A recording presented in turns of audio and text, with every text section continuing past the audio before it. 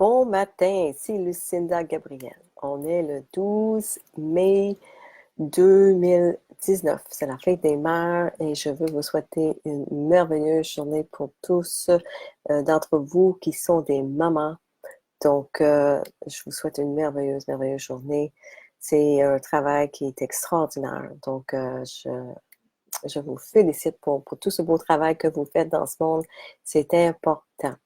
Donc, aujourd'hui, ce que je veux vous parler, c'est un petit peu des pratiques de nouvel âge qu'on fait qui ouvrent des portes aux démons. Donc, c'est un sujet que vous allez trouver un petit peu, en tout cas, intéressant, j'espère. C'est sûr que moi aussi, quand j'ai entendu parler de ça au début, l'année passée, ça m'a surpris énormément. Mais avec le temps, j'ai compris pourquoi que ces choses-là sont dangereuses et il faut qu'on en parle pour prévenir les gens, pour, euh, pour, pour nous aider à comprendre comment que Satan utilise les choses, en tout cas pour arriver à ses fins dans ce monde. Donc, bon matin, Doris, Marie-Josée, Didier, bienvenue, merci d'être là ce matin. Donc, il y a beaucoup de pratiques aujourd'hui, Nouvel Âge, qu'on pense est correct, mais moi, en tout cas, j'ai réalisé dans la dernière année que c'est dangereux. C'est même dangereux de s'ouvrir à certaines pratiques. Donc, premièrement, ce que je veux vous dire, merci Didier. Didier me dit il avait hâte d'entendre ce partage-là ce matin, mais moi, j'ai hâte de le partager avec vous. Premièrement, je veux vous dire que les démons sont réels. OK? Quand j'enseignais dans le Nouvel Âge, ce que j'enseignais, c'est qu'il y a des bons esprits puis des mauvais esprits. Ce que j'ai compris depuis ce temps-là, c'est qu'il n'y en a pas de bons esprits. C'est tous des mauvais esprits. Ce sont tous euh, des anges échoués, si on veut, parce que quand Satan a quitté la... Euh, il n'a pas quitté quand Dieu a fait sortir Satan, il est parti avec un tiers des anges avec lui. Donc, c'est des anges qui ont suivi Satan.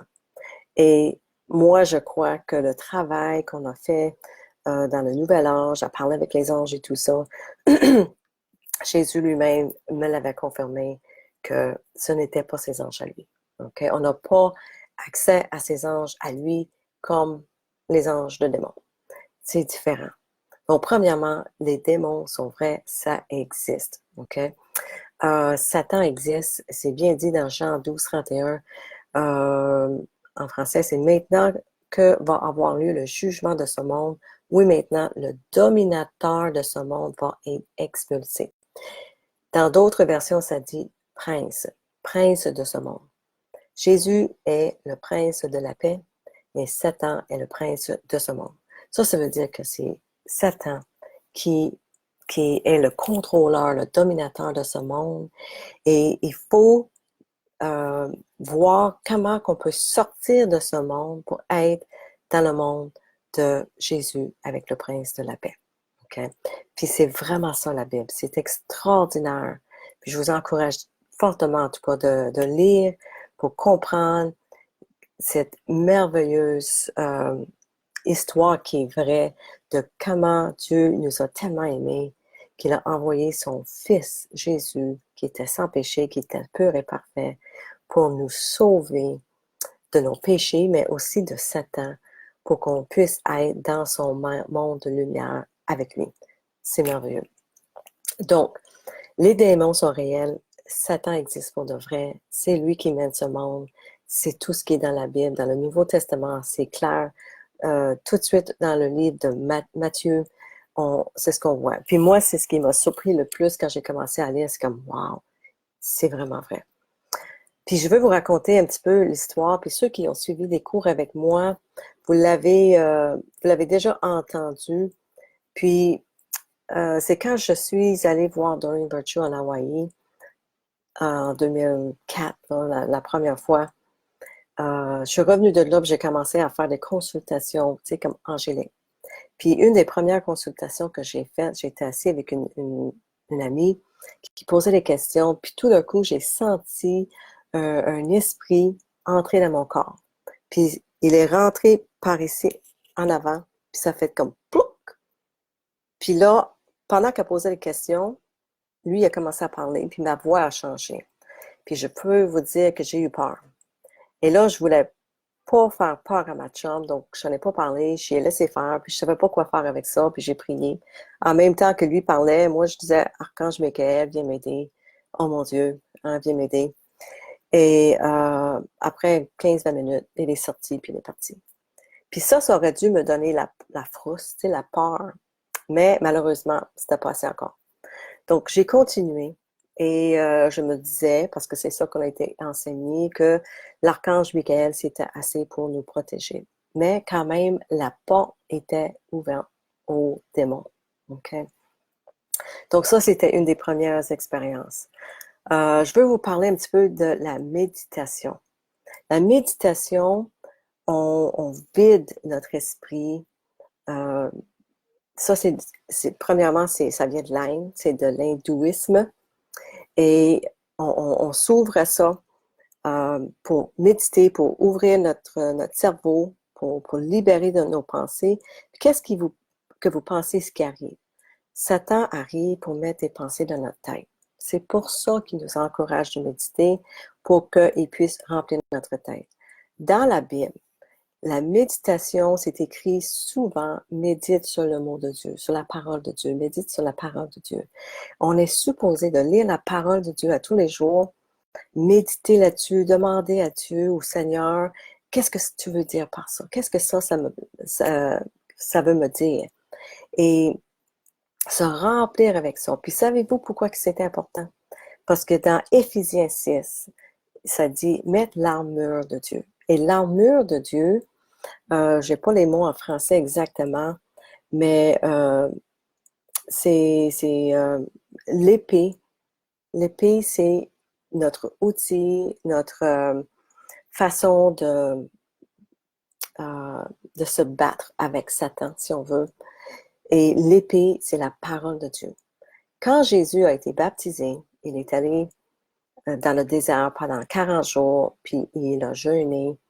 À la fin, Satan est arrivé et lui a tenté. Puis c'est avec la parole de Dieu que Jésus a été capable de le repousser. Okay? Donc, c'est la parole de Dieu qui est importante. Et nous aussi, on doit avoir cette parole de Dieu en nous.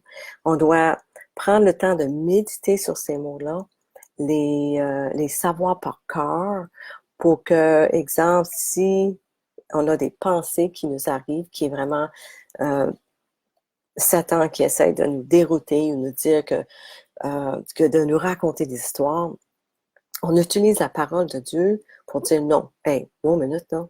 Moi, je suis un enfant de Dieu, je suis aimé, je suis guéri, je suis ci, je suis ça. Parce que c'est les promesses de Dieu qui sont dans la parole. Okay?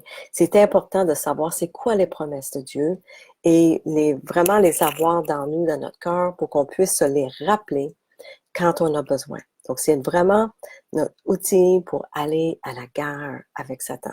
C'est pour ça que c'est important de méditer sur la parole de Dieu et non pas méditer pour se vider le cerveau pour que Satan puisse arriver et le remplir avec, euh, avec ses folies. Okay? Parce que lui, il va nous dire, t'es pas belle, t'es pas ci, t'es pas ça, t'es pas assez, t'es pas assez, il faut que tu fasses, C'est ça, Satan. Et c'est tellement contre ce que Dieu veut pour nous. Dieu nous aime. Et il veut qu'on soit protégé, puis qu'on soit forte et fortifié par sa parole et ses promesses. Donc, c'est ça la méditation. Le yoga. Donc, pourquoi le yoga est pas bon?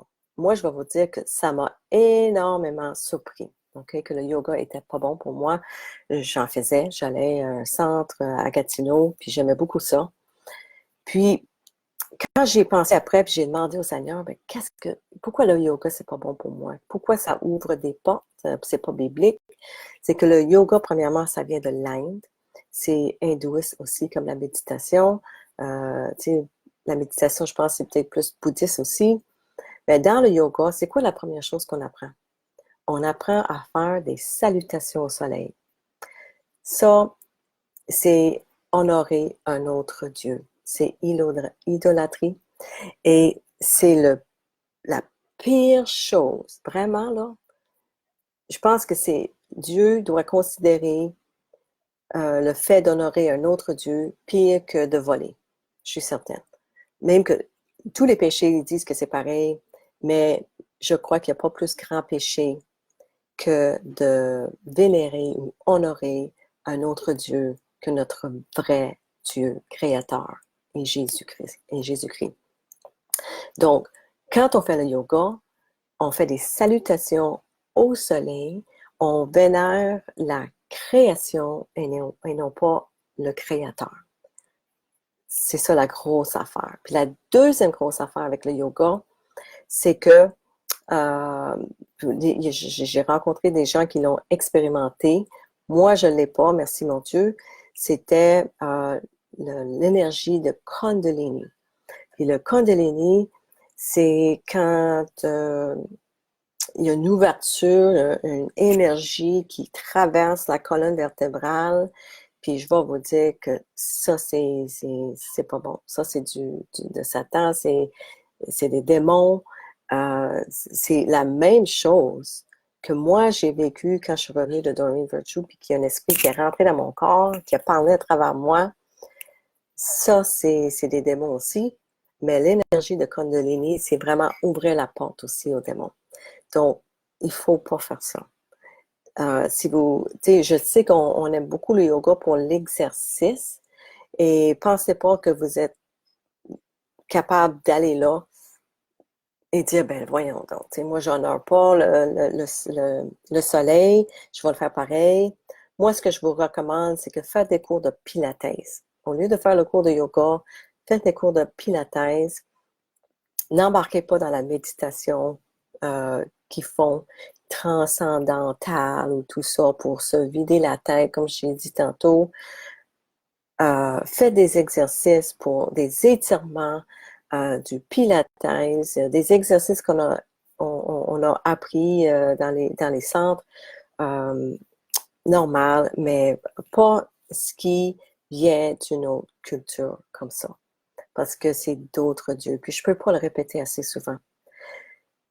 Je suis en train de lire l'Ancien Testament, puis à toutes les 3 pages, je vois que les Israélites, ils ont déçu leur Dieu. Puis Dieu était mécontent avec eux autres à cause qu'ils ont honoré d'autres dieux, d'autres idoles. C'était épouvantable. Pourtant, il avait tellement démontré son amour, son pouvoir en les sortant de l'Égypte, en séparant la mer pour qu'ils traversent. Il les a nourris pendant 40 ans dans le désert. Ils ont leur linge, ils n'ont jamais pourri. Leurs sandales non plus. Ils n'ont jamais eu besoin de changer de sandales. Ils n'ont pas crevé de faim. Pendant 40 ans, il s'est occupé d'eux autres dans le désert. Donc, extraordinaire son amour pour eux, pour nous aussi encore aujourd'hui. Il n'a pas changé. Dieu il est le même hier, aujourd'hui et qu'il sera demain. Donc, on est appelé aujourd'hui aussi à honorer Dieu, le Créateur, et non pas ses créations. Ce qui m'amène au troisième point que je veux partager aujourd'hui, ce sont les statues. Avez-vous des statues chez vous? Sortez tout ce qui est statue de votre maison. Ça dit en Exode, tu ne feras point d'image taillée ni de représentation quelconque des choses qui sont en haut dans les cieux, qui sont en bas sur la terre et qui sont dans les eaux plus bas que la terre. Moi, les amis, j'ai tout sorti. J'avais une statue de Jésus, j'avais une statue de Marie, puis j'avais plein d'affaires. J'ai tout sorti, tous mes anges sont tout partis parce que j'ai la peur de perdre son amour. OK? C'est pas un peur qui va me juger. On est déjà jugé. Ça, c'est fait. Aujourd'hui, la peur qu'on devrait avoir, c'est la peur de savoir si on s'en va au ciel avec lui, si on va vivre en éternité avec lui ou pas. C'est ça la peur qui est saine, qu'on devrait avoir avec Dieu. Donc, je vous encourage de faire le tour de votre maison, le tour de votre vie pour voir qu'est-ce que j'ai dans ma maison, qu'est-ce que je fais dans ma vie qui ne plaît pas à Dieu et au Seigneur. Puis demandez, il va vous le montrer. Puis c'est pas pour rien que je suis encouragée à faire ces vidéos avec vous pour vous donner une idée aussi de qu'est-ce qui est bon, qu'est-ce qui est pas bon, qu'est-ce que Jésus veut ou pas. C'est vraiment pour vous aider, pour que les choses soient plus claires, euh, parce que vous voulez pas le déshonorer. En tout cas, moi, c'est ce que je sens et j'ai vraiment la peur de, de lui déplaire. J'ai peur de lui déplaire, puis c'est une bonne peur, comme la peur que j'avais de perdre le respect de ma mère quand j'étais jeune. Euh, ma mère, j'avais beaucoup de respect pour elle, puis elle, je sentais qu'elle me respectait, qu'elle m'aimait, et j'avais peur de perdre cet amour-là et ce respect. Et à cause de ça, juste la peur de lui décevoir, je restais dans la bonne voie.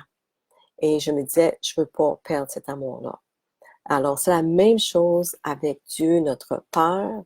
On veut pas perdre son amour, on veut pas tomber de sa grâce. Euh, alors, faut regarder dans notre vie et dans notre maison, est-ce que je fais quelque chose ou est-ce que j'ai quelque chose qui le déshonore? OK?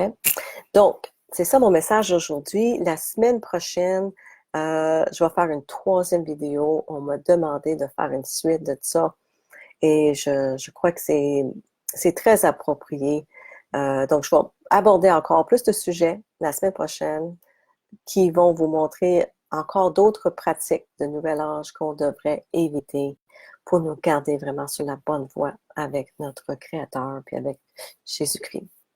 Donc, bon matin Isabelle, bonne fête des mères. Oui, moi je suis pas maman, mais je me sens comme plus maman comme de tous vous autres. Euh, mais merci beaucoup. Francine Belland, elle dit qu'elle a de la misère à comprendre pourquoi la méditation porte aux démons. Ben, Francine, si vous n'avez pas tout entendu ce que j'ai dit, je vous recommande de réécouter pour comprendre. C'est que la méditation nous amène à vider notre tête de tous nos pensées. Puis ça ouvre la porte à Satan de mettre des pensées qui sont pas bénéfiques pour nous. OK? On devrait remplir notre tête avec des promesses de la parole de Dieu. Puis c'est des promesses d'amour de Dieu. OK? Donc, c'est la raison pourquoi on ne devrait pas méditer comme c'est encouragé aujourd'hui dans le Nouvel Âge. Denise, l'épée, la parole de Dieu et ton âme reconnaît cette parole. Absolument, Denise. L'épée c'est la parole de Dieu qu'on peut utiliser. Donc, quand, par exemple, on a une pensée négative qui nous arrive, qu'on sait qui vient de Satan, je vais vous dire que moi, depuis que je fais des lives avec vous autres tous les dimanches, je vis des attaques, ok, des attaques à toutes les semaines. Souvent, c'est le lundi. Et la seule façon que j'ai pour me défendre contre ces pensées, c'est des pensées dans ma tête. C'est pas moi qui pense. C'est des choses qui me viennent à l'esprit, qui sont mises dans ma tête. Parce que Satan, c'est bien écrit dans la Bible, il travaille dans notre tête. Et c'est pour ça qu'il faut pas méditer pour vider notre tête. Il faut juste méditer sur la parole de Dieu. Donc, quand il y a des mots qui nous arrivent, qui nous racontent des histoires, c'est là qu'il faut qu'on soit fort dans la parole de Dieu, puis qu'on utilise ces paroles-là pour dire non, moi, je suis un enfant de Dieu. Et bla, bla, bla, bla, bla.